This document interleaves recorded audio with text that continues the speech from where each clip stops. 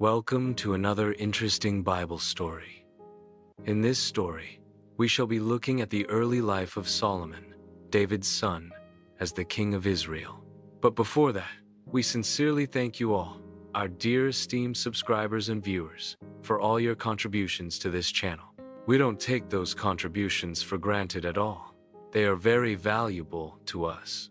We also ask those who have not yet subscribed to, please consider doing so, in order to encourage us. Thank you very much. Let's proceed to the story. Long ago, in the land of Israel, a young king had just taken the throne.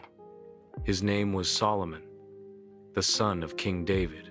Though he was young, the weight of leading a great nation rested on his shoulders. The people looked to him for justice, wisdom, and guidance. Solomon walked through the palace courtyard at dawn, hands clasped behind his back, deep in thought. Solomon loved God and wanted to lead well, but he knew the task ahead was far greater than his own strength. One night, he traveled to Gibeon, where a special place of worship stood, to seek God's help. There was a starry night there at Gibeon. Solomon stood before a large altar, offering sacrifices. The flames flickered as he prayed quietly. After offering his sacrifices, Solomon lay down to rest. And in the quiet of the night, God appeared to him in a dream and said to him, "Ask for whatever you want me to give you." Solomon rose to his knees in the dream, eyes wide with awe, and responded saying, My Lord, you have been so kind to my father David, and now you have made me king in his place. But I am only a young man and do not know how to lead. Please give me a heart of wisdom so I can govern your people well and know right from wrong. God was pleased with Solomon's humble request, and thus replied to him, saying, Since you have asked for wisdom, not for long life, riches, or the death of your enemies, I will give you what you asked for, a wise and understanding heart, like no one before you and no one after you. And because you did not ask selfishly, I will also give you wealth and honor. If you follow my ways, I will give you a long life. The dream faded. Morning light filled Solomon's room. Solomon woke up, his face bright with wonder. He hurried to Jerusalem, stood before the Ark of the Covenant, and offered sacrifices of thanksgiving. Soon after, Solomon's wisdom was put to the test in a most unusual way. In a royal courtroom, two women were brought before the young king, each holding out her hands desperately. The first woman complained, saying, My lord, this woman and I live in the same house. I gave birth to a son, and 3 days later she also gave birth. One night, her baby died. She took my living child while I was asleep and laid her dead baby beside me. The second woman retorted, saying, That's not true. The living baby is mine, and the dead one is hers. The first woman opposed, saying, No, the living child is mine. Both women shouted, pointing fingers at each other. The room grew tense. No witnesses, no evidence, only their words. Everyone watched Solomon closely. What would he do? Solomon raised his hand for silence and said, Bring me a sword. The guards exchanged puzzled looks but obeyed. A sword gleamed in the king's hand as he commanded. Cut the living child in two. Give half to one woman and half to the other. Gasps rippled through the court. The first woman cried out, No, my lord. Please, give her the baby. Just don't kill him. Surprisingly, the second woman simply said, Neither of us shall have him. Divide him. In that moment, Solomon knew who the true mother was, so he passed his judgment, saying, Give the living child to the first woman. Do not harm him. She is the mother. The baby was returned safely to his real mother, who clutched him with tears of joy. When the people of Israel heard what their king had done, they were amazed.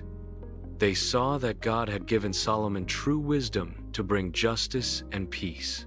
The crowd bowed respectfully as Solomon stepped down from the throne, with a humble smile on his face. This story teaches us the power of a humble heart that seeks wisdom over riches or power. When we ask God to guide us, He can give us the understanding we need to make the right choices, even in the hardest moments. So, what would you ask for if God gave you one wish? Wisdom to lead well? Patience to guide your family? Courage to do what's right? Solomon's story reminds us, a wise heart is the greatest treasure of all. Now, God had blessed Solomon with wisdom, peace, and a vision to do something his father longed for, to build a magnificent temple for the Lord. One day, as the golden morning sun rose over Jerusalem, workers moved through the busy city. Solomon stood on a balcony overlooking the land. At this time, Israel was at peace with its neighbors, and among those neighbors was a powerful ally, Hiram, king of Tyre, known for his skilled builders and the best cedar trees from the mountains of Lebanon. Inside Solomon's royal court, messengers stood ready as Solomon spoke with determination, saying, Send this message to King Hiram. My father David could not build a temple for the name of the Lord because of the wars around him. But now the Lord has given me peace. I will build a temple for his name, just as he promised my father. The messengers bowed and left swiftly. The message traveled north, across the hills, to the land of Tyre. In Hiram's palace in Tyre, the king read the message and smiled warmly and said, Praise be to the Lord today, for he has given David a wise son to rule this great nation. Tell Solomon, I will help him. My men will cut down the finest cedar and cypress trees from Lebanon, and we will float them by sea to wherever he desires. Hiram rolled the scroll, sealing it with his signet ring, and gave it to his messengers. Back in Jerusalem, Solomon received Hiram's reply with joy, saying, Excellent! Let's agree on fair wages for your workers, and in return, I will supply food for your household. And so, a great partnership was formed. Solomon supplied vast amounts of wheat and olive oil to Hiram's people, and Hiram sent skilled workers and materials. In compliance with the partnership, tens of thousands of workers went to work, cutting stones, loading cedar logs, carrying tools. Solomon walked among them, giving directions with confidence. Solomon organized a massive workforce, 30,000 men for labor, 70,000 carriers, and 80,000 stonecutters. Master builders shaped stones and timbers for the temple. Step by step, the dream of a house for God was coming to life. Solomon stood at the construction site, looking over the prepared stones and timber with a satisfied but humble smile.